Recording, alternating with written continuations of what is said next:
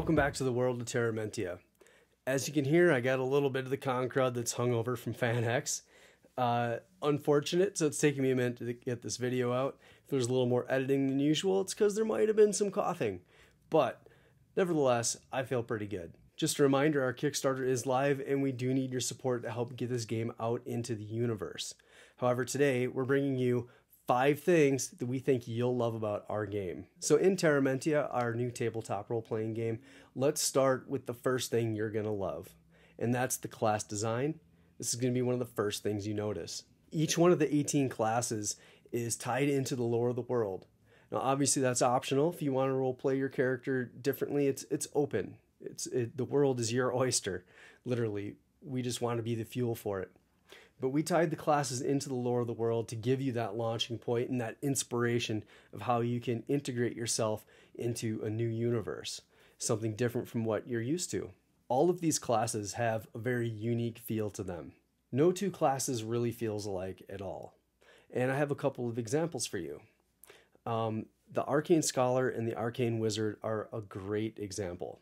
They're both, mages, both wizard-type classes, spellcasters, that don't feel alike in really any way. They have their own baked-in class mechanics that set them apart, whereas the Azure Wizard is an enchanter, and the Arcane Scholar is really trying to focus on their mental attributes and maybe some psychic powers as they learn and study mini schools of magic.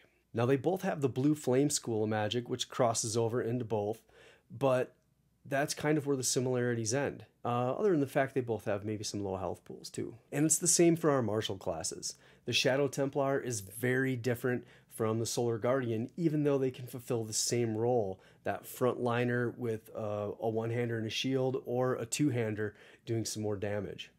They're both going to feel very different.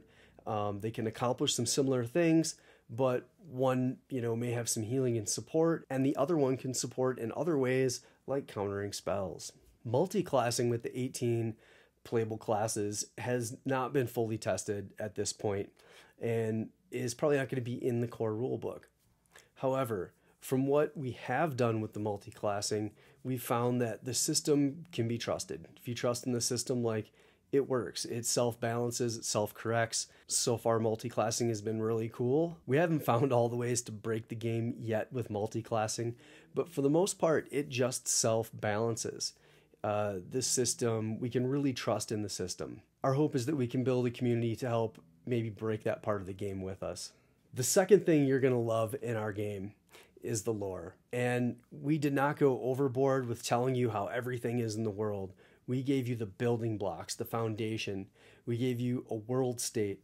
Here's what's happening so you can integrate yourself with these classes that tie into the lore easily when getting into a new game. The lore is rich with 48 locations, but there's still room for your inspiration, because that was our intention. That was our hope, because we know your game master is going to do what they want to anyways. Your table is your table, but we want you to have that awesome launching point and feel like you're really a part of something different. And this brings us to the third thing you're going to love.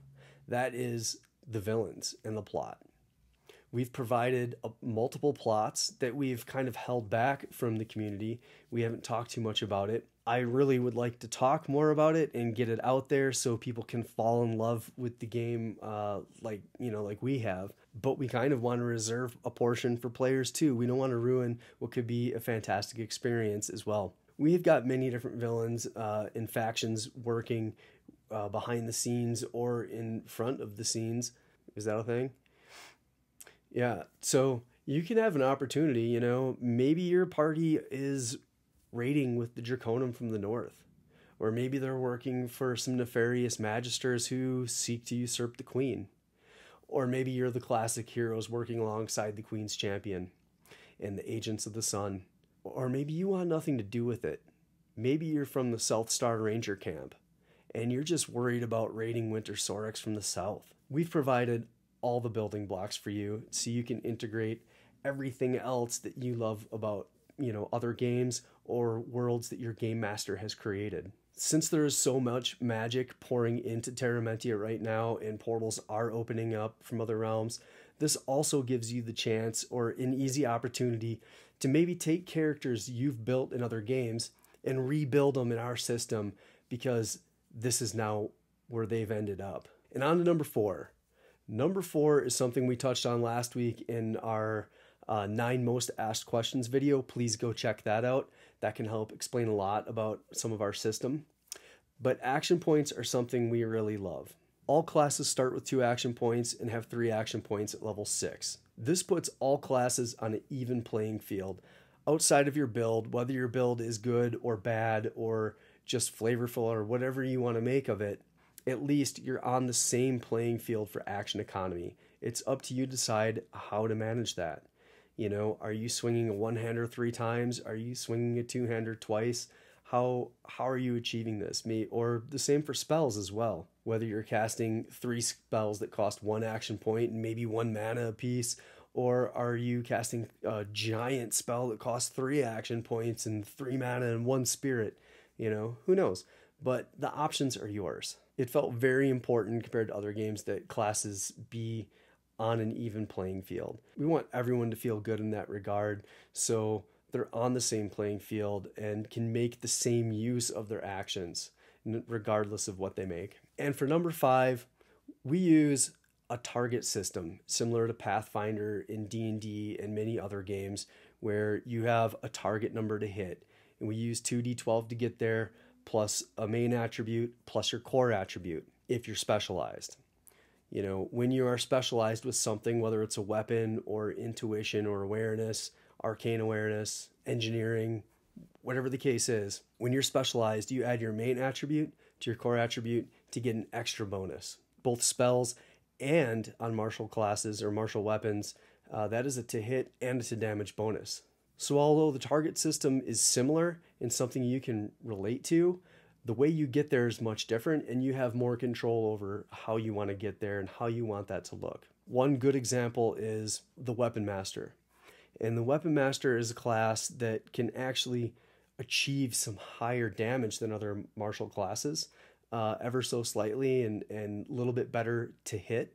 You know, 12 is our max. The Weapon Master can go a little bit over as they specialize in many different weapons, which is clearly what they're good at. You can min-max that way, okay? You can just go straight all in on that if you want to, but you don't need to. You can afford to put some points into mind. You can afford to put some points into wits and be great with, you know, fast talking and different specializations attached to the wits main attribute. We want you to role play. We want you to have the freedom. Now, if your game master decides to crank up all the defense numbers, you know, okay, you might have to change how you build, but that's all things you're going to discuss in boy, I'm sick. That's all things you're going to discuss in session 0. So those are things that are going to be controllable by you, but in the core game, you don't have to build that way unless you want to, which a lot of us do love to do because high damage is fun. But please don't miss out.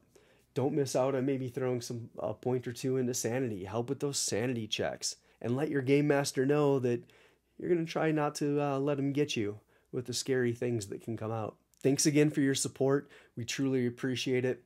We've loved all the contacts that we're making in the community.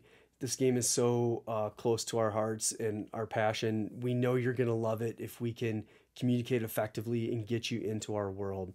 So thank you once again, and we'll see you next time in the world of Terra Mentia.